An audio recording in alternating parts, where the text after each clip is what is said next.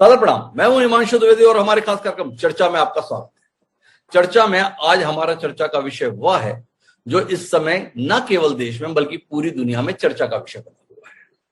Telephone की tapping का तकरीबन 5 दशक का पुराना इतिहास दुनिया के सामने है। यह विषय सबसे ज्यादा चर्चा में तब आया था जब अमेरिका के तत्कालीन राष्ट्रपति निक्सन को टेलीफोन टेपिंग जैसे मामले से जुड़कर ही समय से पहले इस्तीफा देना पड़ गया था। अपने आप में उस कांड को इतिहास के पन्नों में वाटरगेट के नाम से जाना जाता है। भारत के संदर्भ में अगर बात करें तो भारत में टेलीफोन टेपिंग के संदर्भ में कर्नाटक की रामकृष्ण हेगड़े को समय से पहले जाना पड़ा। ये दो घटनाओं ने टेलीफोन टेपिंग के संदर्भ में अंतर्राष्ट्रीय और राष्ट्रीय स्तर पर जिस प्रकार की शोहरत कमाई, उसके बाद से ही टेलीफोन टेपिंग के नाम से सभी के कान खड़े हो जाते हैं। टेलीफोन टेपिंग पहले एक बड़ी घटना मानी जाती थी, लेकिन बदलती परिस्थितियों में टेलीफोन टेपिंग सबसे सरल काम रह गया है। राजनीति के अंतर्गत अपने विरोधियों के काम करने के तरीकों को जानने के लिए, उनकी रणनीति को जानने के लिए लोगों में आम चर्चा रहती है कि टेलीफोन टेपिंग सबसे ज्यादा प्रचलित हथियार सत्तारूढ़ दल के साथ आजमाया जाता है। हमारा विषय आज उसी के संदर्भ में। हमारा विषय है आज पेगासस जासूसी, कितनी हकीकत कितना फसाना। संदर्भ यह है कि पेगासस एक इजरायली सॉफ्टवेयर है जो व्हाट्सएप या स्मार्टफोन को हैक करने के संदर्भ में बड़ा कारगर माना जाता है। पिछले 2-3 साल से पेगासस को लेकर तमाम चर्चाएं होती हैं। ताजी चर्चा इस कारण से है कि पेरिस बेस्ड 2 संस्थाओं ने तकरीबन 50,000 नंबरों को आइडेंटिफाई किया और यह दावा किया कि ये जो 50,000 नंबर हैं, जिनमें अधिकारी हैं, पॉलिटिशियंस हैं, पत्रकार हैं, बिजनेसमैन हैं और सामाजिक रूप से प्रभाव रखने वाली शख्सियतें हैं, इनका अलग अलग देशों की सरकारों के द्वारा सॉफ्टवेयर के माध्यम से हैकिंग की जा रही है। इनके संदर्भ में सारी जानकारी जुटाई जा रही है। इन 2 संस्थाओं ने यह जानकारी दुनिया के 16 मीडिया संस्थान को दी। उन 16 मीडिया संस्थान ने अपने अपने स्तर पर रिसर्च करके नाम आइडेंटिफाई किए। भारत के संदर्भ में तकरीबन 300 नाम इसके अंतर्गत बताए जा रहे हैं, जिसमें 40 के करीब पत्रकार हैं, कुछ केंद्रीय मंत्री हैं, कुछ विपक्ष के राजनेता हैं।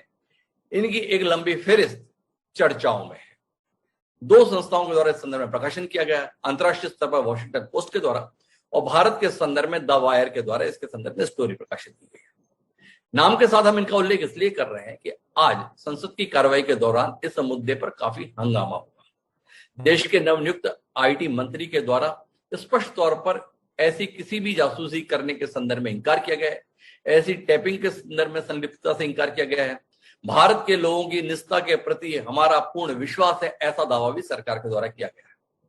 लेकिन विपक्ष के स्तर पर बात करें तो विपक्ष ने मान लिया कि यह तो हो ही रहा है। कांग्रेस के द्वारा आधिकारिक रूप से बयान जारी किया जा चुका है। देश के वर्तमान गृह मंत्री अमित शाह का इस्तीफा मांगा जा रहा है।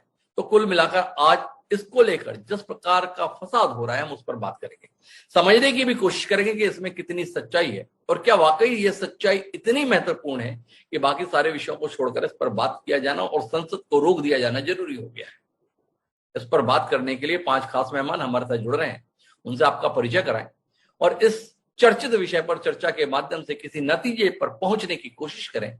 उससे पहले लेकिन समय है आज के विचार सूत्र का। हमारा आज का विचार सूत्र राजा के तौर तरीकों को समर्पित है। हमारा विचार सूत्र ये कहता है कि लोक रंजनम में मात्र राज्ञाम धर्म सनातन सत्यस्य रक्षणम चैव व्यवहारस्य चार्जवम, अर्थात प्रजा को प्रसन्न रखना, सत्य की रक्षा करना और व्यवहार में सरलता रखना राजाओं का सनातन धर्म है। वेदव्यास जी के द्वारा यह विचार हजारों साल पहले हम लोगों को दिया गया। तो राजा के स्तर पर जो दायित्व का निर्वहन है, उसके लिए शास्त्र ये कहते हैं कि साम दाम दंड भेद का प्रयोग करते हुए राजा अपने दायित्व का निर्वहन करे।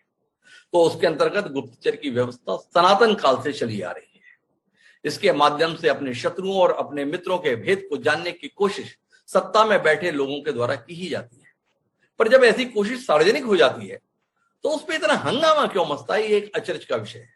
क्या लोकतंत्र के मायने हैं कि जहां कहीं कुछ घटित हो रहा है उसके प्रति अनभिज्ञ रहा जाए? वहीं दूसरी ओर समर्थन में लोगों का तर्क है कि इस प्रकार से निष्ठा का अगर अतिक्रमण होगा तो एक व्यक्ति का व्यक्ति के तौर पर अधिकारों का क्या होगा, उसके मौलिक अधिकार के तौर पर जो संविधान में प्राप्त है उसका क्या होगा। समझने की कोशिश करते हैं 5 खास मेहमान इस चर्चा के दौरान हमारे साथ जुड़ेंगे। हमारे साथ जुड़ने वालों में शामिल हैं पूर्व केंद्रीय मंत्री, कांग्रेस पार्टी के तेज तर्रा वरिष्ठ नेता जयप्रकाश जी, वो हमारे साथ खास तौर पर जुड़ रहे हैं। हमारे साथ इस चर्चा का हिस्सा बनने के लिए धनराज वंजारी जी भी मौजूद हैं, पूर्व एसीपी मुंबई पुलिस हैं, अपनी काबिलियत के लिए एक अलग पहचान वंजारी साहब की रही है। हमारे साथ में मयंक जायसवाल जी हैं, साइबर एक्सपर्ट हैं। साइबर एक्सपर्ट होने के नाते उनकी द्वारा दी गई जानकारी हमारे लिए इस चर्चा को रोचक बनाने में और सार्थक बनाने में बड़ी मददगार रहेगी। हमारे साथ में अनिल फिरोजिया साहब भी हैं, भारतीय जनता पार्टी के मुखर सांसद हैं, मोदी सरकार के जबरदस्त पैरोकार हैं, उज्जैन जैसे संसदीय क्षेत्र से ताल्लुक रखते हैं। और कुछ ही देर में हमारे साथ विनोद अग्निहोत्री जी भी होंगे, जो देश के जाने माने पत्रकार हैं। चर्चा की शुरुआत जयप्रकाश जी से ही करते हैं। जयप्रकाश जी, एक बार फिर चर्चाओं में है टेपिंग।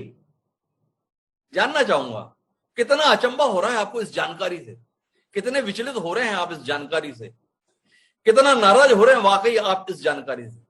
क्या ये पहली घटना है जो चर्चाओं में आई है, या आप जो स्वयं सत्ता का हिस्सा रहे मानते हैं जो भी सत्ता में रहे उसकी कोशिश ही रहती है कि उसके विरोधी, उसके प्रतिद्वंदी क्या कुछ कर रहे हैं पता चलना चाहिए? ये डॉक्टर साहब, वैसे तो ये फोन टेपिंग का मामला चलता रहता है, लेकिन मैं एक बात जरूर कहना चाहूंगा।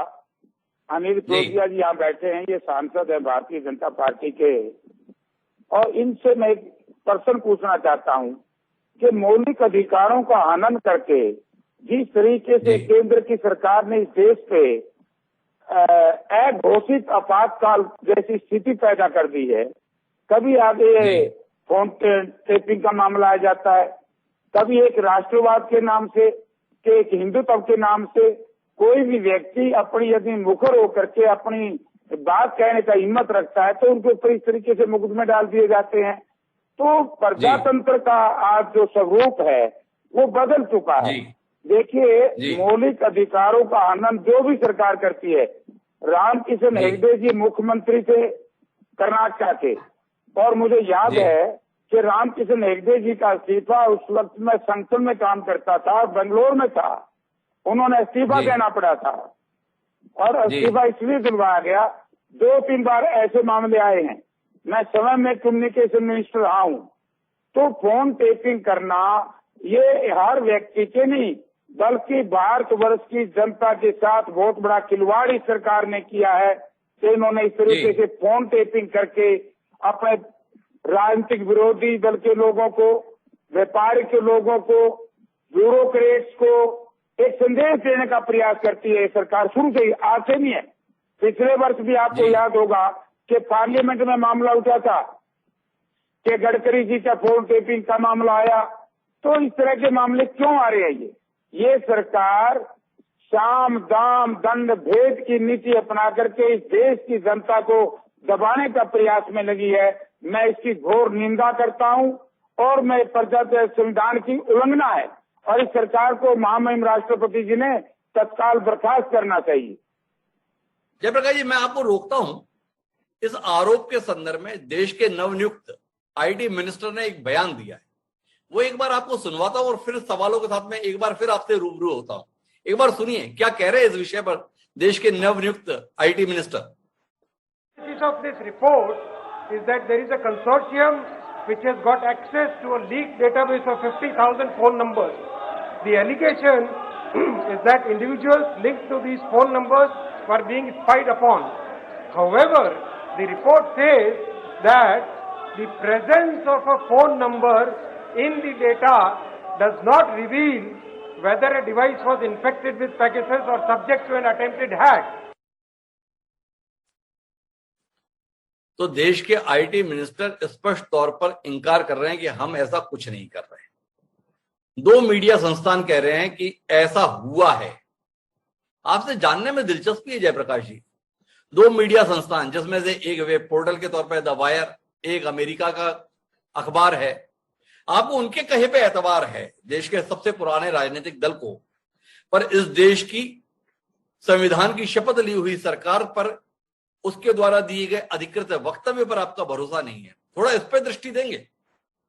देखिए, चाहे इंटरनेशनल मीडिया हो चाहे नेशनल मीडिया हो, मीडिया के ऊपर भी हमने इस बार करना चाहिए, क्योंकि प्रजातंत्र प्रणाली में मीडिया जो है, जो पत्रकारिता है, इस देश का चौथा स्तंभ माना गया है। जो 3 स्तंभ सरकार को चलाने का काम करते हैं, चौथा स्तंभ हमारा नाक और कान का काम करता है सरकार, कान का काम करता है सरकार का। सरकार को एक आईना भी दिखाता है, सरकार की उसकी गलतियों को, जो वो गलती करती है सरकार, तो वही उसको बताता है, उसके माध्यम से विपक्ष के लोग सरकार को बताते हैं। जहां तक बात है इंटरनेशनल मीडिया की, मैं उसमें नहीं जाना चाहता, मैं ये बात आपको बताना चाहता हूँ। भारतवर्ष में कई बार कई केंद्रीय मंत्रियों ने ये कहा है, कई सांसदों ने ये कहा है, हमारे फोन टेप हो रहे हैं, आप एक सिस्टम ऐसा बनाना चाहिए। मैं कहता हूँ इसमें स्टेट मिनिस्टर क्यों जवाब दें, इसमें कैबिनेट मिनिस्टर का जवाब देना फर्ज बनता है, क्योंकि संविधान से जुड़ा हुआ मामला है। इस देश की जो आप कहते हैं संविधान की शर्त ली है, उसकी बात हम कहें, यह संविधान का उल्लंघन है, अपनी जिम्मेवारी से पीछे जाना है। फोन टेपिंग मामला आज नहीं है, चाहे पूर्ववर्ती सरकारों में भी कई बार उठा है और कई बार हुआ है, लेकिन मंत्री हमेशा यही कहेंगे, क्योंकि आजकल मैं खुद देखता हूँ, मैं हरियाणा प्रदेश से संबंध रखता हूँ। हरियाणा प्रदेश के जो डिस्ट्रिक्ट के पुलिस कप्तान हैं, पुलिस सुप्रिटेंडेंट है, उन्होंने ऐसे इंस्ट्रूमेंट लगाए हुए हैं, वो अपने दफ्तरों में अपनी गाड़ियों में रखते हैं, विपक्ष के लोगों की टेपिंग करते हैं और हमें पता लग जाता है। तो भारत सरकार की जो आईबी है, आईबी का तो काम क्या है, तो इस तरह की काम नहीं करने चाहिए। और गडकरी जी का मामला तो आपको पता है कि गडकरी जी का मामला तो बड़ा भारी छाया था। जयप्रकाश जी, मैं आपकी बात समझ नहीं पा रहा। आपने कहा कि स्टेट मिनिस्टर को बयान नहीं देना चाहिए, कैबिनेट मिनिस्टर को बयान देना चाहिए। अश्विनी वैष्णव हमारी जानकारी के अनुसार इस देश के केंद्रीय मंत्री हैं, आपको उनके बयान से संतोष नहीं है? आश्चर्य की बात, पहला। दूसरा, आपने कहा पत्रकार के संदर्भ में, मीडिया के संदर्भ में विश्वास करना चाहिए। तो मीडिया पर अगर विश्वास करना है तो कुछ महीने पहले राजस्थान के घटनाक्रम के संदर्भ में मीडिया में खबरें आई थी कि आपके सम्माननीय नेता, राजस्थान के यशस्वी मुख्यमंत्री अशोक गहलोत जी के द्वारा सचिन पायलट और तमाम नेताओं के फोन टेप कराए जा रहे हैं। भरोसा करें उस बात पर, जितना भरोसा इस बात पर। आपसे सवाल है, क्योंकि मीडिया पे भरोसा करना चाहिए, ऐसा आपका परामर्श है। ठीक है, देखो मुझे वो भी याद है किस्सा, जब ये सचिन पायलट का उनका मामला हुआ, क्योंकि ये भी करा जरा सारा भारतीय जनता पार्टी का था। भारतीय जनता पार्टी सरकार को गिराना चाहती थी और भारतीय जनता पार्टी की केंद्र में सरकार, आईटी डिपार्टमेंट कम से कम इस बात को पता लगता है, लेकिन उन्होंने मुकदमा डाला है। उस मुकदमे में पता लग जाएगा किसने क्या किया है। क्या केंद्र सरकार इस बात को मानने के लिए तैयार है?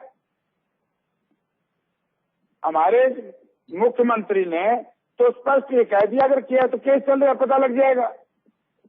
जी, आपके शायद तो जयप्रकाश जी का कहना है कि उनके मुख्यमंत्री ने जो कहा उस पर एतबार करिए, पर देश के आईटी मिनिस्टर ने कहा उस पर एतबार नहीं किया जा सकता। उससे कहीं ज्यादा एतबार पत्रकार पर होना चाहिए।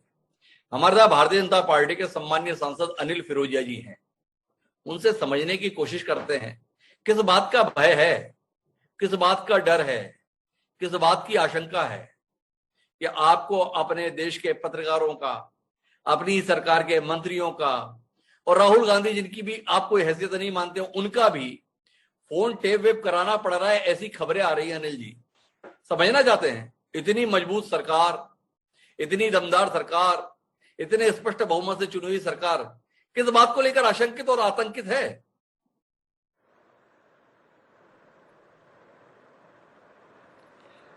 ये मानसून सत्र के 1-2 दिन पहले जी विदेश की मीडिया के द्वारा ये रिपोर्ट लिखना जी कि इजराइल की सॉफ्टवेयर कंपनी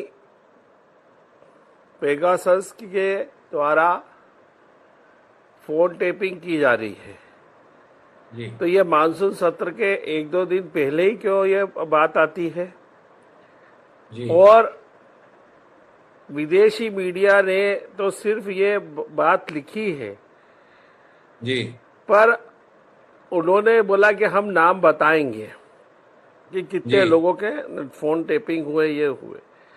मुझे तो इसमें ये लगता है कि मोदी जी के जो कद बढ़ रहा है विश्व में, जो जी सर्वसम्मति के वैश्विक नेता वो जिस कदर बढ़ रहे हैं, उससे कहीं जी न कहीं पूरा विश्व में भी हड़कंप मचा हुआ है।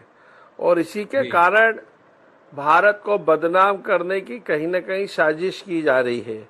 हमें हमारे माननीय मंत्री जी ने भी आज सदन में बोला है कि जी हमें क्या जरूरत कोई फोन टेपिंग कराने की। और रहा दूसरा, हमारे वरिष्ठ मीडिया में हमारे नेता जो बैठे हैं, उन्होंने बोला जी कि पहले भी करे, ये करे। तो ये तो कांग्रेस की शुरू से परंपरा रही है ना फोन टेपिंग कराने की। कितने ही कांग्रेस के जब 55 साल राज करा, जब ही से फोन टेपिंग चल रही इनकी। तो इन्हीं को जी हमेशा डर रहा है। और रहा रहा कि इमरजेंसी जैसे माहौल खड़े किए जा रहे हैं। अरे इमरजेंसी तो आप जी लोगों ने लगाई, हम तो आज भी काला दिवस बनाते हैं इमरजेंसी का, कि भाई इनने देश को काला दिवस बनाने के लिए वो मजबूर करा। हमने तो अभी काला दिवस जी बनाया और हमारे वीसाबंदियों का स्वागत करा। और रहा जी फोन टेपिंग हुई तो वहां पे राजस्थान में हुई। अब ये बोल रहे हैं कि मीडिया की बात को मानो। आप मीडिया की ही बात को मानो तो इजराइल सॉफ्टवेयर कंपनी के पेगासस की पेरेंट कंपनी है एनएसओ ग्रुप। जी उसने जी वो जो हैकिंग की रविवार को जारी रिपोर्ट में उसने ये बोला है, एनएसओ के बयान ने ही इसको गलत ठहराया। उन्होंने जी ये भी बोला है कि ये जो थ्योरी है ये बहुत गलत है। रिपोर्ट ठोस तथ्यों पर आधारित नहीं है। रिपोर्ट में दिए गए जो ब्यौरा है वो हकीकत से परे है। दुनिया भर के पत्रकारों की जासूसी कराने की जो लिस्ट को लेकर भी कंपनी ने पेगासस इस्तेमाल करने वाले जो देशों की लिस्ट पूरी तरीके से गलत बताई गई है। इस लिस्ट में दिए गए जो देशों के ग्रुप के नाम है उसी पर उनने वो तो क्वालिफाइड ही नहीं, उसके वो ही नहीं है, सदस्य ही नहीं है जो उन्होंने नाम भी वो दिए हैं। क्वालिफाइड ही नहीं है, वो सदस्य नहीं है, ये कहना है अनिल फिरोजिया जी का। लेकिन मेरे साथ में धनराज जी हैं। धनराज जी से कुछ रोचक विषयों पे बात करना चाहता हूँ। धनराज जी, मैं ये जानना चाहता हूँ, आप तो पुलिस के बड़े काबिल अधिकारी रहे हैं। अपराध घटित होने से पहले उसकी योजना को जानने के संदर्भ में एक बड़ा अचूक हथियार टेपिंग को माना जाता है। ऐसा आपके पुलिस महकमे के जो लोगों से उठना बैठना होता है उसमें पता चलता है। आपसे जानना चाहता हूं, टेलीफोन टेपिंग होती है, इस बात को मानने से सरकार डरती क्यों है? थोड़ा इस पर रोशनी देंगे?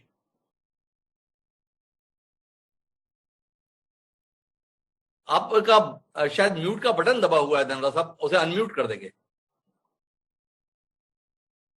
हाँ, सबसे पहले तो मैं ये कहना जी चाहूंगा हिमांशु जी कि टेलीफोन जी टेपिंग ये सरकार का कानूनन हथियार है, कानून में प्रावधान है। आज मंत्री जी ने संसद में जो कहा, इसमें सवाल जी दो चीजों पे है कि ऑथोराइज और अनऑथोराइज।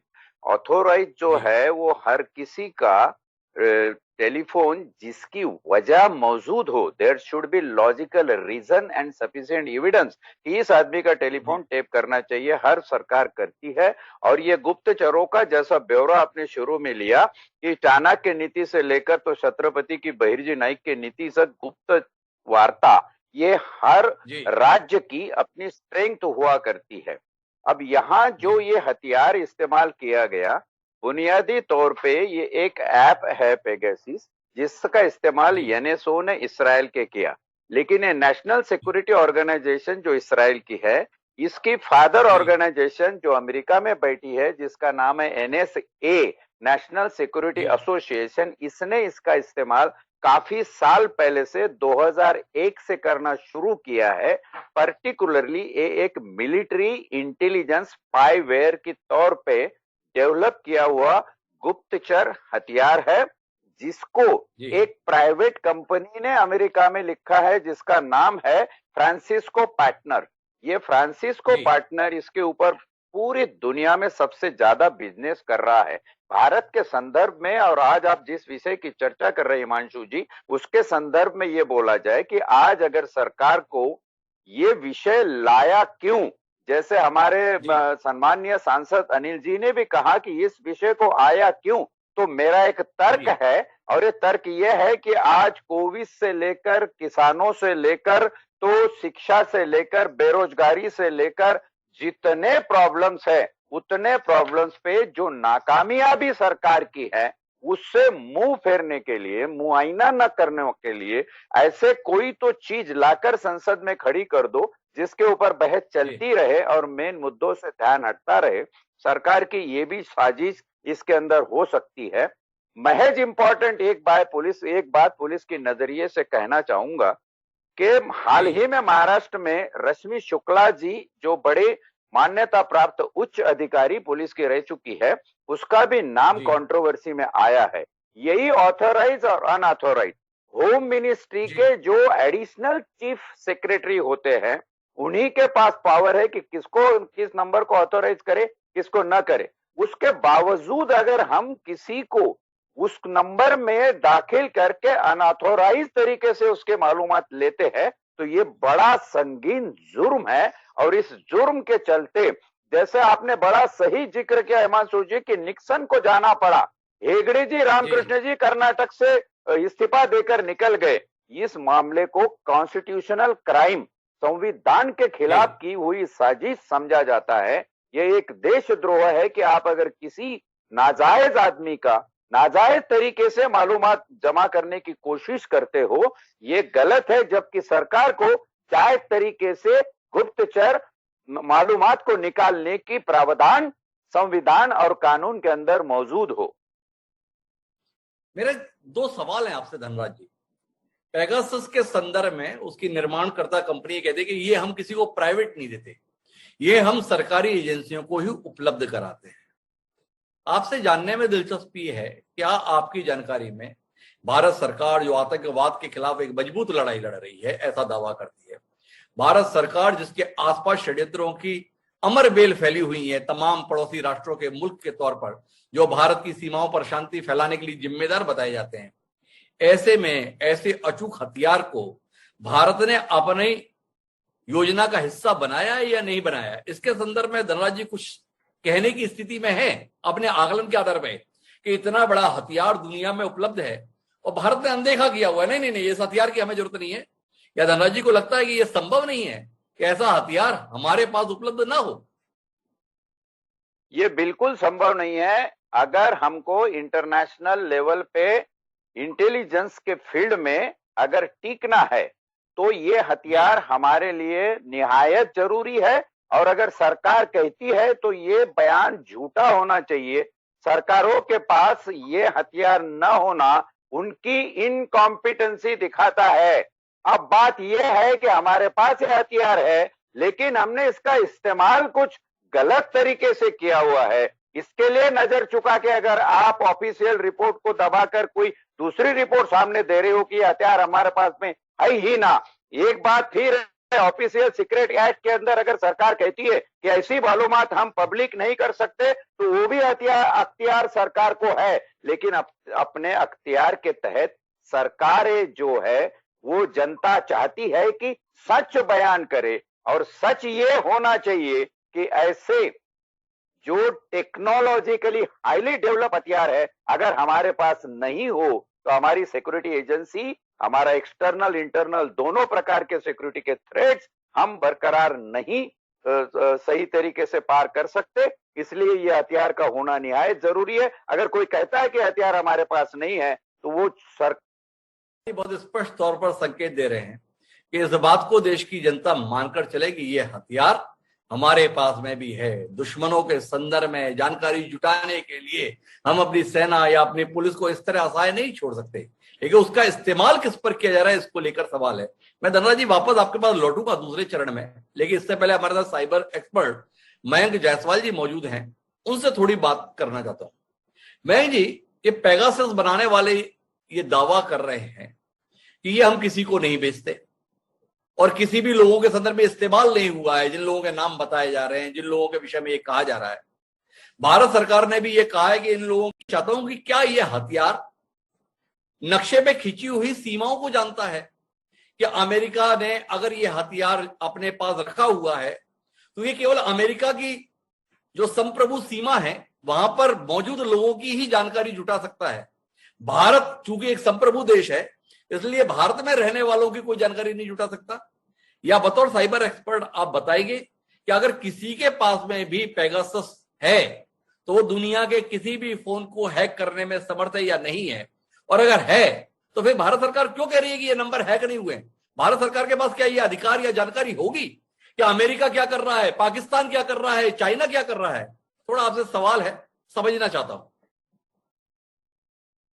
हिमांशु जी, आपने कहा कि एनएसओ कहता है कि हमने कुछ ही लोगों को ये सॉफ्टवेयर दे रखा है, बट मेरी एनालिसिस, मेरी रिसर्च, मेरी बैक थ्रू ये कहती है कि ये पूरे all across world around 45 to 50 countries में यूज हो रहा है।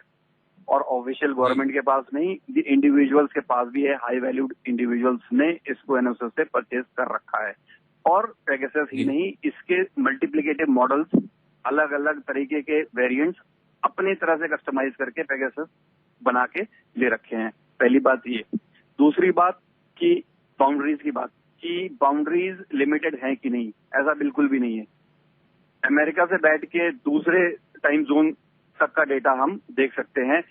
ये पेगासस हमें बहुत अच्छे से जानना चाहिए कि ये एक टारगेटेड वायरस है, जिसको एक हाई वैल्यूड पर्सन को टारगेट किया जाता है और उसको फ्रेम करके उसके मोबाइल में, आईपैड में इंस्टॉल किया जाता है ताकि उसका डेटा लिया जा सके। और इस स्पाईवेयर की सबसे खास बात क्या है, ये कमांड एंड कंट्रोल बेस्ड है। ये अपने, जैसे हम कहते हैं कि हमारी सीमा के पार से संदेश आ रहा है, यहाँ पे एक्टिविटीज हो रही हैं, टेररिज्म हो रहा है, तो ये उसी तरीके से काम करता है। पीछे से कोई इसको इंस्ट्रक्शन देता है, ये चीजें मुझे निकाल के दो, और जैसे ही काम हो जाता है ये डिस्ट्रक्ट हो जाता है। तो इंफॉर्मेशन कलेक्ट करने वाले वो यहाँ पे हमारी बाउंड्रीज के अंदर में नहीं बैठे हुए हैं, वो बैठे बाहर हैं, जिनका हमारी ज्यूरिडिक्शन में आना पॉसिबल ही नहीं है करंट सर्कमस्टेंसेस में। तो अगर कोई बाहर से आपके ऊपर, आप एक टारगेटेड विक्टिम हो, आपके ऊपर कोई अटैक करता है, आपके फोन में डाउनलोड कराता है, आपका डेटा अगर बाहर चला जाता है, तो देयर इज नो वे, कोई तरीका नहीं है कि हम उसको पकड़ सकें। जी, तो मेरा मयंक जी आपसे जानना यह है कि अखबार में एक रिपोर्ट छपी है जिसमें यह बताया गया है कि भारत से ताल्लुक रखने वाले 300 लोगों की जासूसी हो रही है या उनके मोबाइल के जानकारी जुटाई जा रही है। तो इसके आधार पर हम सीधे इस निष्कर्ष पर क्यों पहुंच रहे हैं कि यह काम भारत सरकार का ही होगा? क्या आप इत्तेफाक रखते हैं बतौर साइबर एक्सपर्ट कि अगर भारत के लोगों के साथ ऐसा हुआ है तो यह भारत सरकार ही कर सकती है, इसके इतर कोई नहीं कर सकता? क्या यह नजरिया सही है? एक सवाल। और दूसरा, साइबर एक्सपर्ट के तौर पर भारत सरकार ने कहा कि ऐसा कुछ नहीं हो रहा है, इसमें कितनी सत्यता? दोनों पर आपका नजरिया। पहली बात कि ये अटैक मतलब कैसे हो रहा है और इंफॉर्मेशन किसकी कलेक्ट की गई, ये इंफॉर्मेशन ठीक है कि नहीं ठीक है। अगर हम वेब देखें तो किसी का भी आज फोन नंबर निकाल लेना कोई बड़ी बात नहीं है, ये सबको पता है कि आप फर्स्ट डिग्री सेकंड डिग्री से कनेक्ट होके आप किसी भी थर्ड पर्सन का फोन नंबर आप ले सकते हो तो आप उस पर फिशिंग अटैक भी कर सकते हो। तो अगर कुछ नंबर्स वेब पे फ्लोट हो रहे हैं कि इनकी फोन टैपिंग हुई है या इनको टारगेट किया गया है, तो वी कैन नॉट कंक्लूड, हम तुरंत कंक्लूजन नहीं दे सकते कि यस इनकी टैप पे इनको इन्फेक्ट किया गया है, इनका सारा इन्फॉर्मेशन, इनका सारा डेटा निकाला गया है या इनको स्पाइक किया गया है। तो ये बिल्कुल गलत है। अगर नंबर आपको फ्लोट होता डार्क वेब में दिख रहा है तो बहुत सारे रीजंस हैं कि वो नंबर फ्लोट हो रहा है। बहुत चीजों के लिए यूज किया जाता है। कई कंपनीज का डेटाबेस हैक होता है, पूरा डेटा डार्क वेब में आ जाता है, तो उसकी वजह से भी नंबर्स, आप भी कहीं भी रजिस्ट्रेशन करते हो, ऑनलाइन शॉपिंग करते हो या कैब्स बुक करते हो, तो आपके नंबर हमेशा किसी थर्ड पार्टी कंपनीज के डेटाबेस में सेव हैं और वो हमेशा ही लीक होते रहते हैं, जो कि कई बार हमें पता भी नहीं लगता, कंपनीज एक्सपोज नहीं करती। तो डार्क वेब पे नंबर सबके प्रेजेंट है। जो अगर नंबर है तो हम इस कंक्लूजन पे नहीं आ सकते कि उस पर्टिकुलर बंदे को स्पाई किया गया होगा। दूसरी चीज, अब आते हैं गवर्नमेंट की उस पे, जो कि जितना कि लॉ कहता है कि जो एनएसओ कहता है कि हम सिर्फ एक गवर्नमेंट ऑर्गेनाइजेशंस को, गवर्नमेंट को ही ये देते हैं विद द एग्रीमेंट, जो कि जितना मैंने पढ़ा उनके एग्रीमेंट में, कि ये सॉफ्टवेयर सिर्फ और सिर्फ फॉर क्राइम और टेररिस्ट एक्टिविटीज और फॉरेन एक्टिविटीज सुधारने के लिए ही यूज होगा, ये एग्रीमेंट है। बट हम इसको जस्टिफाई किसी भी हाल में नहीं कर सकते कि ये सिर्फ इसीलिए ही यूज हो रहा है। जैसा कि शायद धनराज सर ने या फिर अनिल सर ने कहा कि किसी की भी आपको फोन रिकॉर्डिंग करनी है तो that should be on record. पहले हम रिकॉर्ड में चाहते हैं कि इसके में फोन रिकॉर्डिंग करनी है। और ये जो स्पाईवेयर है ये सिर्फ फोन रिकॉर्डिंग से रिलेटेड नहीं है, ये एवरीथिंग है। आपका फोन पूरा क्लोन होके कमांड एंड कंट्रोल पूरा सब कुछ को ही अपने साथ जुटाने में सक्षम है और इसके लिए किसी अनुमति की औपचारिकताओं की परवाह ये नहीं करता है। बहरहाल जो जानकारी हमें मयंक जी से मिली है उसकी रोशनी में मैं विनोद जी के पास आता हूं। एक नजरिया हमारे को धनराज जी ने दिया था कि तमाम मोर्चों पर विफल वर्तमान केंद्र सरकार ध्यान हटाने के लिए इस विवाद को स्वयं तूल दे रही है। देखिए हमारे साथ में देश के जाने माने पत्रकार विनोद अग्निहोत्री जी हैं। लंबे अरसे के बाद संसद का मानसून सत्र शुरू हुआ और पहले ही दिन तमाशा हो लिया। विनोद जी, आपका नजरिया इस घटनाक्रम के संदर्भ में, इस कथित डाटा टैपिंग के संदर्भ में, फोन टैपिंग के संदर्भ में कुछ आपके माध्यम से दृष्टि मिले कि देश को किस दिशा में पक्ष और विपक्ष ले जाना चाह रहा है? देखिए हिमांशु जी, सबसे पहली बात तो यह है कि आप और हम आज सोच रहे होंगे कि हमारा नंबर क्यों नहीं है इसमें, यानी हम लोगों को कोई पत्रकार ही नहीं मानता। शायद हम लोग जो है, कई लोग जो है ये हमसे पूछ रहे हैं सुबह से कि आपका नंबर क्यों नहीं। मैंने कहा भाई मैं इतना बड़ा पत्रकार नहीं हूँ, मैं बहुत मामूली आदमी हूँ, हमारा नंबर क्यों आएगा। तो यही स्थिति तमाम सारे पत्रकारों की है जिनके नंबर नहीं है, क्योंकि जिनके नंबर है वो तो बड़े अंतर्राष्ट्रीय ख्याति प्राप्त हो गए हुआ एक खबर से। खैर ये तो मैं लाइटर नोट पे कह रहा हूँ। अभी धनराज जी ने बड़ी अच्छी बातें बताई और मयंक ने भी बहुत जानकारी दी, मेरा भी उससे काफी ज्ञानवर्धन हुआ। देखिए मेरा मानना यह है कि चूंकि 15-16 देशों के मीडिया संस्थानों ने मिल करके ये पूरी इन्वेस्टिगेशन की और रिपोर्ट निकाली और वाशिंगटन पोस्ट और द गार्डियन जैसे अखबारों ने इसको छापा है, तो इनको हम इस तरह से अनदेखा करके ये नहीं उड़ा सकते अरे साहब ये तो छप गई, क्योंकि ये किसी रास्ता चलते हुए या किसी हल्के फुल्के किसी अखबार ने या किसी वेबसाइट ने इसको नहीं दिया है। क्रेडिबल जो अखबार है वाशिंगटन पोस्ट, मतलब आप मान के चलिए कि वाशिंगटन पोस्ट वो अखबार है जिसकी रिपोर्ट पर निक्सन को इस्तीफा देना पड़ा था, वाटरगेट कांड जो हुआ था। तो ऐसा अखबार, ऐसा मीडिया संस्थान अगर कोई चीज दे रहा है तो कम से कम उस पर गंभीरता से विचार करने की जरूरत तो है, नंबर एक। नंबर दो, बिल्कुल सही है कि ये इसका उपयोग इस सॉफ्टवेयर का कोई भी कर सकता है। हालांकि उसका कंपनी का ये कहना है कि हम सिर्फ सरकारों को ही देते हैं, लेकिन जैसा अभी मयंक जी ने बताया कि उनकी जानकारी के हिसाब से बहुत सारे जो बड़े लोग हैं या बड़े उसमें कॉर्पोरेट के लोग भी हो सकते हैं या और भी लोग हो सकते हैं, उन्होंने भी इसको किया है। लेकिन वही कर सकते हैं जो जिनके पास क्षमता हो, क्योंकि 80 लाख डॉलर का शायद ये एक इसका सॉफ्टवेयर आता है जिससे 50 फोन जो है उनकी निगरानी हो सकती है। तो जाहिर है अगर 400, 500, 1000 फोन कर रहे हैं तो कितनी रकम खर्च करनी पड़ेगी। तो वो रकम कोई हमारे आपके जैसे किसी छोटे मोटे आदमी के बस का नहीं है। ये या तो कोई सरकार खर्च कर सकती है, बड़ी एजेंसी खर्च कर सकती है, या कोई बड़ा कॉर्पोरेट खर्च कर सकता है। तो ये तो देखने वाली बात है। फिर ये भी सही है कि अमेरिका से, चीन से, रूस से, कहीं से कोई भी मॉनिटर कर सकता है। अब सवाल ये है कि अमेरिका से कोई मॉनिटर कर रहा है तो वो उन्हीं लोगों को टारगेट क्यों करेगा जिनके बारे में माना जाता है कि सरकार के खिलाफ है। तो ये भी एक प्रश्न है। लेकिन इसमें केंद्रीय मंत्रियों के भी नाम आ रहे हैं, इसमें कांग्रेस ने तो कहा है कि राहुल गांधी का भी नाम है। तो अब ये सब प्रश्न बड़े विचारणीय है। मुझे लगता है कि सरकार को, मेरा मानना है सरकार को बजाय ये कहने के कोई जासूसी नहीं हो रही है, डिनाइल मोड में जाने के बजाय पल्ला नहीं झाड़ना चाहिए। सरकार, हमारा जो निजता का अधिकार है एक आम आदमी का, वो उसकी कस्टोडियन भारत सरकार है और भारत सरकार की जिम्मेदारी है कि अगर ये चीज प्रकाश में आई है तो निश्चित रूप से इसकी सघन जांच कराए, चाहे वो सुप्रीम कोर्ट मॉनिटर्ड हो, चाहे सरकार की कोई क्रेडिबल एजेंसी करे, इसकी जांच करा करके दूध का दूध पानी का पानी करे। अगर ये खबर गलत है, अगर जांच में पाया जाता है कि नहीं कोई स्नूपिंग नहीं हो रही, कोई टैपिंग नहीं हो रही, बिल्कुल गलत है, तो फिर उस अखबार उनके खिलाफ जो है कार्रवाई की जाए। हमारे पास तमाम रास्ते कार्रवाई करने के हैं। और दूसरी बात यह है कि अगर सरकार नहीं करा रही है, जो कि मानना चाहिए कि नहीं करा रही हो, कि हम भी मानते हैं, हम बिना किसी ठोस सबूत के सरकार पर आरोप नहीं लगा सकते, पॉलिटिकल पार्टियां लगाएं, उनका अपना काम है। लेकिन सरकार को डिनाइल मोड में जाने की बजाय इस पर एक निश्चित रूप से निष्पक्ष जांच करानी चाहिए, जो सरकार के भी हित में है, विपक्ष के भी हित में है और देश के भी हित में है, क्योंकि ये गंभीर मसला है। मैं एक सवाल करना चाहता हूं। जितनी भी जानकारी अभी इस चर्चा में भी आई है या पहले भी बात होती रही है, उसमें एक बात स्पष्ट है कि पेगासस नाम का जो सॉफ्टवेयर है ये कोई भारत की केंद्रीय सरकार की बपौती नहीं है। भारत सरकार ने अधिकृत रूप से ये कहा भी नहीं कि हमारे पास सॉफ्टवेयर है, पर यह भी नहीं कहा है कि हमने ये सॉफ्टवेयर नहीं लिया है। पर दुनिया के तमाम देश और संस्थाएं हैं जिनके पास ये सॉफ्टवेयर है। तो ऐसे में देश का विपक्ष इस खबर के सामने आने मात्र के साथ ही इस बात पर आमादा क्यों हो गया है कि ये सारा किया धरा देश की सरकार का ही है? इसके संदर्भ में कोई नजरिया देंगे आप?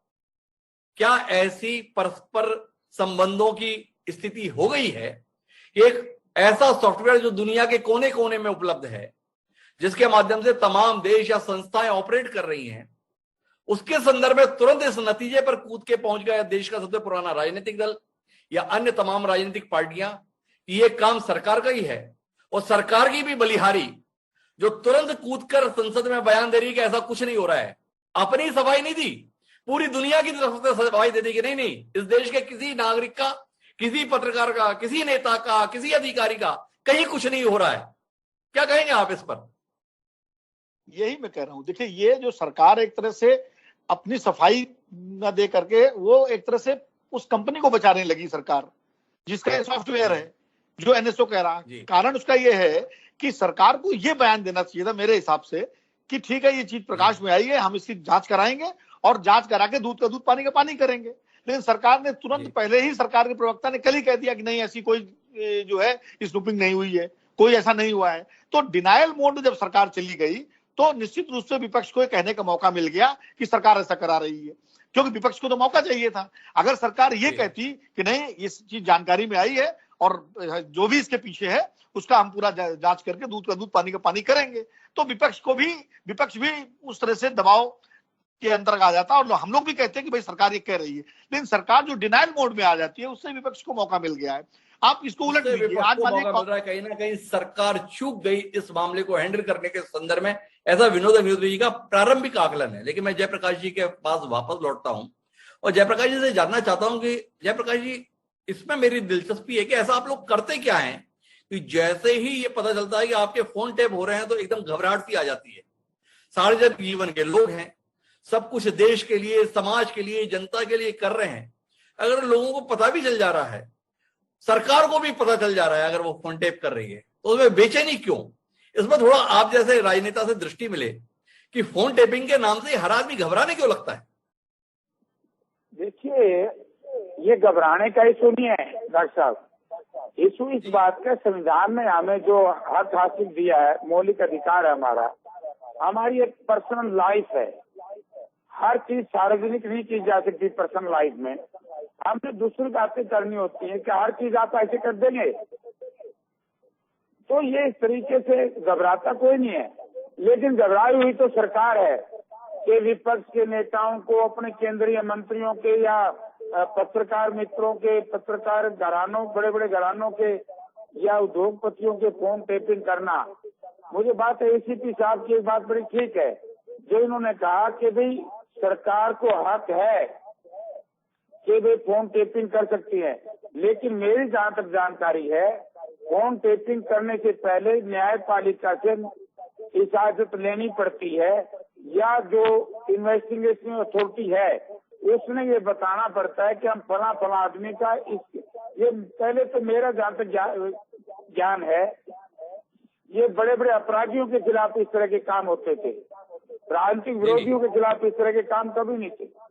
और जहाँ तक सवाल है, जैसे बड़ी आई भी है, ठीक है कि उनको कुछ सूचनाएं ये लेते हैं, इनके अपना सिस्टम है वो लें, लेकिन देश में बसने वाले लोगों के इस तरीके से फोन टैपिंग कराना, क्या ये मौलिक अधिकारों का उल्लंघन नहीं है?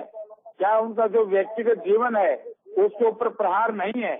इसका मतलब सरकार जी, मैं फिर आपको बीच में रोकता हूं और ये जानना चाहता हूं, ये बार बार आप सरकार को कटघरे में कैसे ला रहे हैं? रिपोर्ट में यह दावा नहीं किया गया कि भारत सरकार के इशारे पर कोई टैपिंग हो रही है। पूरी दुनिया में ये सॉफ्टवेयर तमाम देशों और संस्थाओं के पास है, ये कार्यक्रम में भी जानकारी साझा हुई है। तो आप सरकार से ये मांग क्यों नहीं करते हैं कि कौन ये टैपिंग करा रहा है, इसका पता किया जाए? बजाय इसके आप सरकार को ही जिम्मेदार ठहराते हुए अमित शाह का इस्तीफा भी मांग रहे हैं। इस निष्कर्ष पर कैसे पहुंची कांग्रेस कि ये सारा काम अमित शाह के इशारे पर हो रहा है? थोड़ा इसके संदर्भ में भी जानकारी दें। मैं ये कहना चाहता हूं कि अमित शाह जी देश के गृह मंत्री हैं, और अमित शाह जी यदि पहले दिन कल ही जब ये इशू उठा और उन्होंने ये कहना चाहिए था कि मैं इसकी जांच कराऊंगा, एक ज्वाइंट पार्लियामेंट कमेटी बना दीजिए, जेपीसीसी जांच करेगी। क्या तकलीफ है, जांच क्यों नहीं करवाए? अगर विपक्ष का कोई सांसद, कोई मंत्री, पूर्व मुख्यमंत्री छोटी छोटी बातों के ऊपर जांच करवा रहे हैं तो ये बात क्यों नहीं कहते? ठीक है, पहचान एक विदेशी एजेंसी है तो हम इसके बारे में जांच कराएंगे, दूध का दूध, पानी का पानी कराएंगे। वो तो सरकार कह नहीं रही, वो ये कह रही कि ऐसा कुछ नहीं हुआ। अगर ऐसा दो महत्वपूर्ण दुनिया के अखबार हैं, उन्होंने लिखा है तो उसकी जांच कराने में क्या नुकसान है? बड़े महत्वपूर्ण बात जयप्रकाश जी ने उसी बात को पकड़ लिया जो विनोद अग्निहोत्री जी ने कही। तो अब अनिल फिरोजिया, आपके पास में पूरी बात आ गई है। सत्तारूढ़ दल का आप प्रतिनिधित्व करते हैं, भारतीय जनता पार्टी के यशस्वी सांसद हैं, उस भारतीय जनता पार्टी के जिसकी संपूर्ण निष्ठा ईमानदारी के प्रति है, वो भारतीय जनता पार्टी जो पारदर्शिता, शुचिता की पक्षधर है, वो भारतीय जनता पार्टी जिसका ईमानदारी के प्रति जबरदस्त आग्रह है। तो उस भारतीय जनता पार्टी की ईमानदार सरकार इन आरोपों की सत्यता की तह में जाने के इच्छुक क्यों नहीं है, सिरे से खारिज क्यों कर देना चाहती है, इसे जानने में इस पैनल की दिलचस्पी है। और पैनल की दिलचस्पी मतलब देश के काफी लोगों की दिलचस्पी है। थोड़ा अनिल फिरोजिया जी रोशनी देंगे? डॉक्टर साहब, मैं सभी हमारे पूर्व वक्ताओं को सुन रहा था और उन्होंने ये हमारे जो साइबर के स्पेशलिस्ट रहे, पूर्व अधिकारी रहे, उन्होंने बोला कि ये तो सरकार फेल हो गई, इतनी महंगाई है तो कई किसान आंदोलन है, ये है, इन्होंने सब बात बोली। मैं उनका जवाब देना चाहता हूं, एक एक करके दूंगा मैं। जी कि ये आरोप आप लगा रहे हो, तो ये फोन टेपिंग की बात बोले कि इन्हीं ने उड़ाई। अरे भैया, आरोप तो कांग्रेस और विरोधी दलों ने लगाए ना, हमने थोड़ी लगाया कि हाँ फोन टेपिंग हो रही। हमने तो ये बोला कि भाई फोन टेपिंग की कोई विषय ही नहीं है। दूसरा कि इसमें संविधान में भी क्लास है कि फोन टेपिंग अगर किसी की होती है तो उसके ऊपर सख्त से सख्त कार्रवाई का भी प्रावधान है। और अभी तीसरे हमारे जो पत्रकार साहब है उनका भी मैं जवाब देना चाहूंगा कि अभी ऐसी कोई स्थिति नहीं है देश में, ऐसा कोई खतरा नहीं है। भारतीय जनता पार्टी की माननीय नरेंद्र मोदी की सरकार पूर्ण बहुमत की है और बढ़िया काम कर रही है, ताकत से काम कर रही है। और आज भी हमारे केंद्रीय मंत्री माननीय नरेंद्र सिंह जी तोमर ने किसान आंदोलन पे फिर वर्षन दिया है कि वो हमेशा बात करने के लिए किसानों से तैयार हैं। उन्होंने सदन में भी ये बात रखी थी कि आप लोग पढ़ के आया करो और फिर सदन में पूरी बात रखा करो। इनको ज्ञान ही नहीं है। कांग्रेस तो खुद अपने अंतर्कलह से जूझ रही है। आज अगर मैं दूसरी बात बोलूं तो जो नवजोत सिद्धू जी, जिन्होंने माननीय राहुल गांधी जी को कोई नाम दिया था, उनको ही कांग्रेस ने वहां का प्रदेश अध्यक्ष बना दिया। ये तो स्थिति कांग्रेस की है। और रहा हमारे स्पेशलिस्ट और हमारे वरिष्ठ पत्रकार साहब ने बोला कि सरकार को वर्षन देना चाहिए, तो सरकार को जांच कराना चाहिए। सभी 3-4 हमारे वरिष्ठ लोगों ने बोला कि जांच कराना चाहिए। अरे भाई, देश की सबसे बड़ी पंचायत में खड़े होके हमारे मंत्री जी ने वर्षन दे दिया। उनका वर्षन पूरा सदन में आया, वो पटल पे आया, रिकॉर्ड हुआ, पूरी जनता ने, पूरे देश ने, पूरे विश्व ने सुना। NSO जो इजराइल सॉफ्टवेयर कंपनी की पेगासस कंपनी की जो पेरेंट कंपनी है NSO ग्रुप, उसने भी ये बोला कि ऐसा कोई विषय नहीं है, ये सब फालतू की बातें हैं। तो वो भी वर्षन दे रहे हैं। हमारे मंत्री ने भी आज सदन में आगे बढ़ के वर्षन दिया। हमारे प्रधानमंत्री जी ने बोला, सुबह कल भी उन्होंने बोला और आज भी उन्हें लाइव चल रहा था, मैं देख रहा था मीडिया में, उन्होंने बोला कि विपक्ष को बिल्कुल अधिकार है प्रश्न पूछने का, तीखे प्रश्न पूछने का। सरकार सब जवाब देगी, सरकार बराबर जवाब दे रही है। लेकिन आज बड़े शर्म की बात है कि देश आजाद हुए 75 साल हो गए और आज पहली बार जब हमारा नया मंत्रिमंडल के नए सदस्य बन के आए और माननीय प्रधानमंत्री जी को अधिकार है कि उनका परिचय सदन से, देश से कराएं, वहां पे कांग्रेस ने और विपक्ष के दलों ने, विपक्ष के साथियों ने वहां पे जो हंगामा करा और हमारे मंत्रियों का परिचय नहीं होने दिया, ये बड़े शर्म की बात है। आज ये मतलब एक बड़ी दुखद बात हुई है सदन में। बड़ी और दुखद बात है। वास्तव अनिल फिरोजिया जी का हृदय जो है रो रहा है इस बात से कि ये सदन में आज क्या हुआ, किस तरीके का व्यवहार किया गया। लेकिन वो सवाल अनुत्तरित है। अनिल फिरोजिया जी का तर्क है कि जब बेचने वाली कंपनी ने कह दिया कि कुछ गड़बड़ नहीं है और हमारे देश की सरकार ने कह दिया कुछ गड़बड़ नहीं है, तो उसके बाद में सवाल क्यों कर रहे हो? इस नजरिए के साथ में अनिल फिरोजिया जी हैं, सम्मानीय सांसद हैं। मुझे धनराज जी के पास जाना है, लेकिन उससे पहले विनोद अग्निहोत्री जी कोई हस्तक्षेप करना चाह रहे थे जब अनिल जी बोल रहे थे। एक बार विनोद जी का हस्तक्षेप लेते हैं, फिर धनराज जी के पास जाते हैं। जी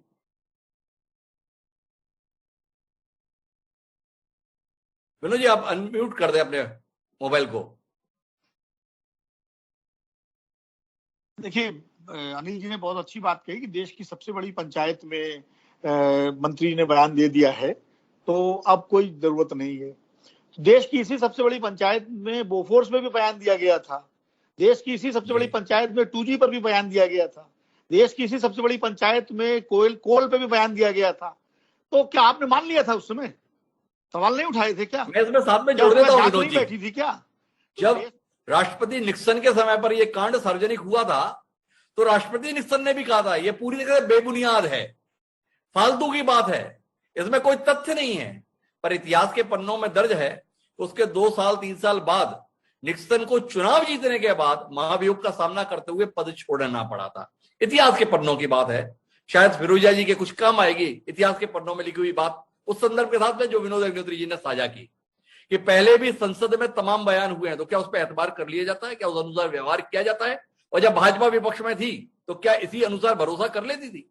लेकिन मैं धनराज जी आपके पास लौटता हूं और उस दृष्टिकोण पर जाना चाहता हूं जिसके अंतर्गत अनिल फिरोजिया साहब चाहते हैं कि आप इस नजरिए से विषय को लें और उसे स्वीकार करें।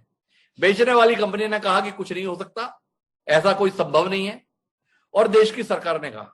आपसे जानना चाहता हूं कि इस प्रकार के सॉफ्टवेयर में बेचने के बाद क्या कंपनी को पता रहता है कि कौन क्या कैसे कर रहा है? वो इसकी मॉनिटरिंग करती है और वो इस पर नियंत्रण भी करती है?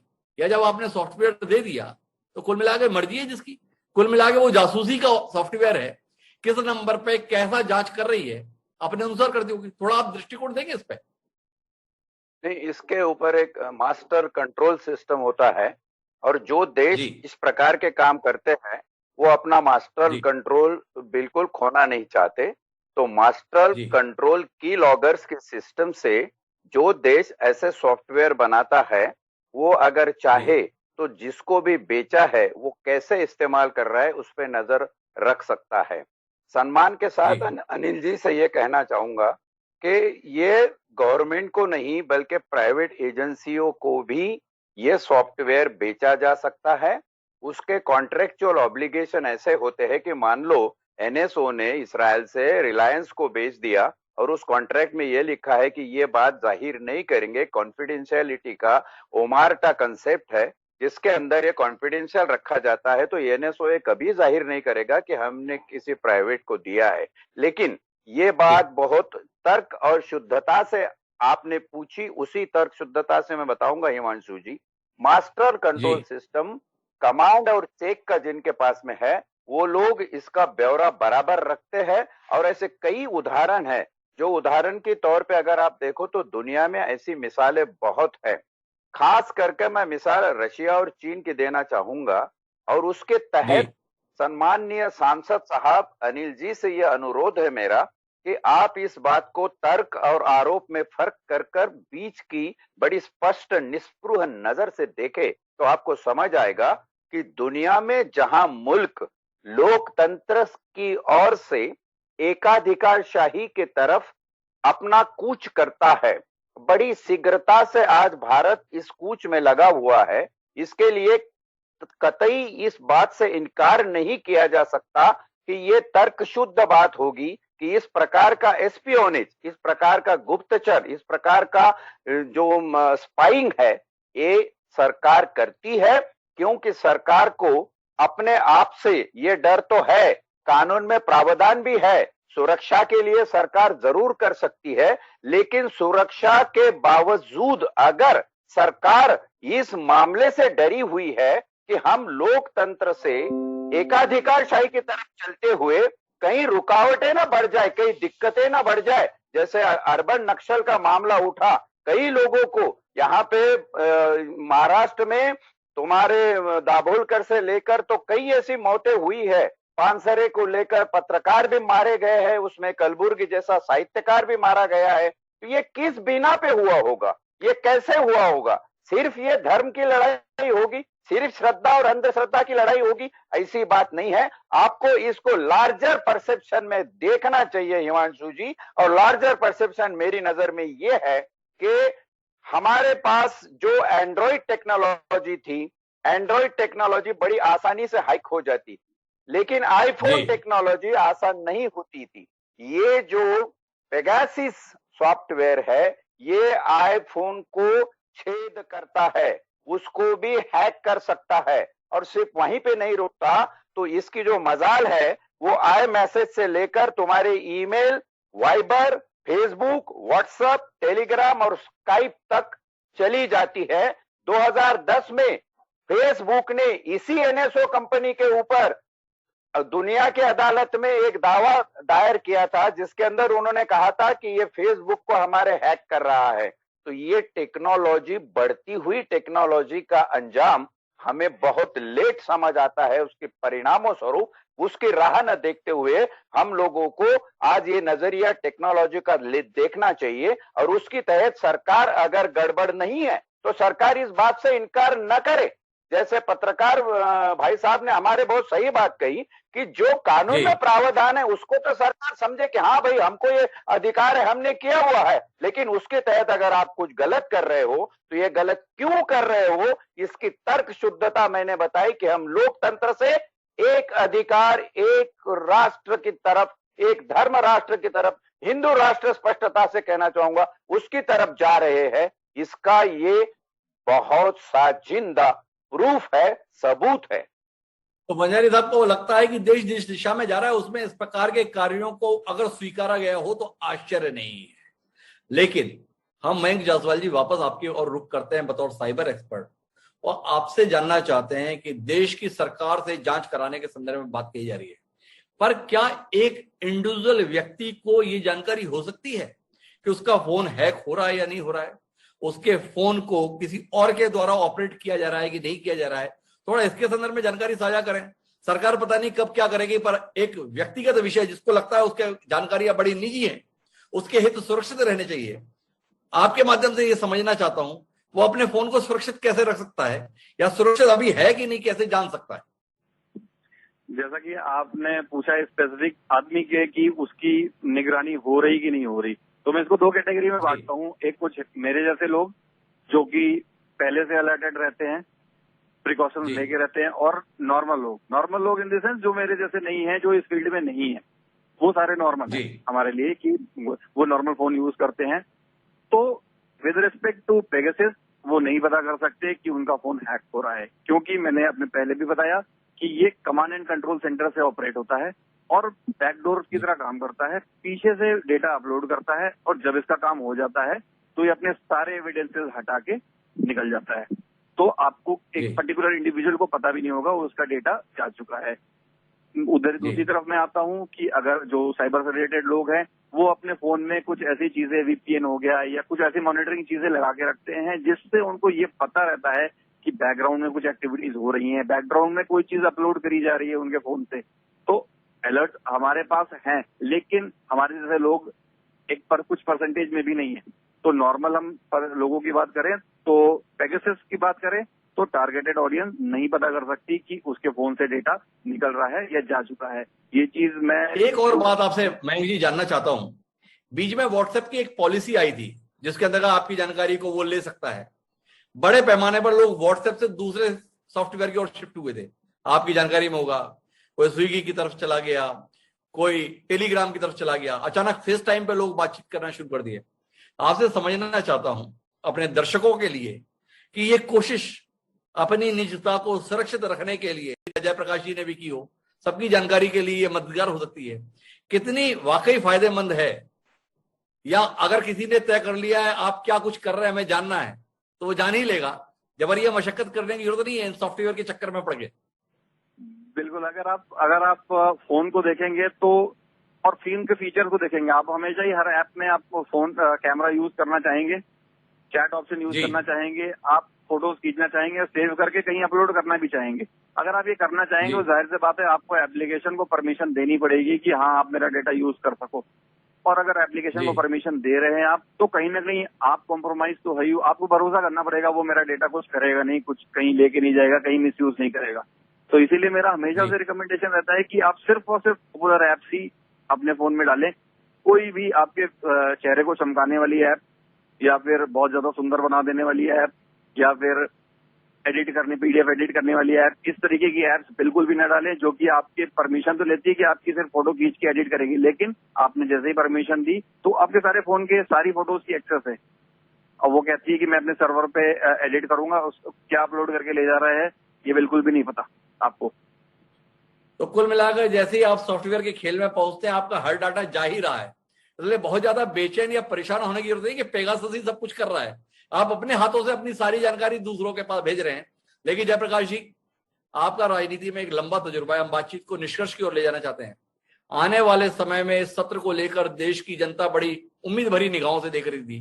कुछ उसकी समस्याओं पर बात होगी, कुछ उसकी जरूरतों पर बात होगी, कुछ महंगाई को लेकर बात होगी, कुछ कोविड को लेकर बात होगी, पर ये सब भूल के सब अपनी टेलीफोन टेपिंग में लग गए।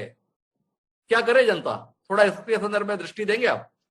नहीं, टेलीफोन टेपिंग का भी मामला था, किसानों का मामला भी सांसद दीपेंद्र सिंह ने और बाजवा साहब ने उठाया राज्यसभा में, ऐसा नहीं है जी।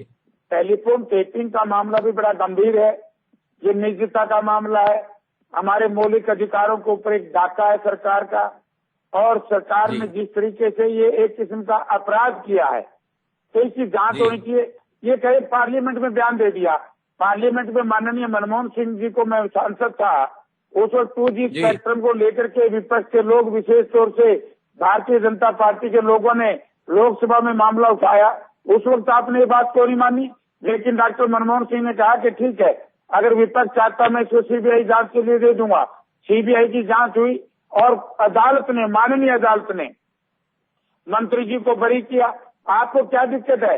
मैं तो सीबीआई जांच की बात नहीं कहता कि जेपीसी भी तो पार्लियामेंट का हिस्सा है। अगर आपके मंत्री ने पार्लियामेंट में बयान दिया है तो जेपीसी के सुपर्द कर दो, ताकि जेपीसी में सभी पक्ष के, विपक्ष और पक्ष जयप्रकाश जी इस नतीजे के साथ में है कि बाकी मुद्दे भी महत्वपूर्ण है, लेकिन इस विषय पर जांच तो होनी चाहिए।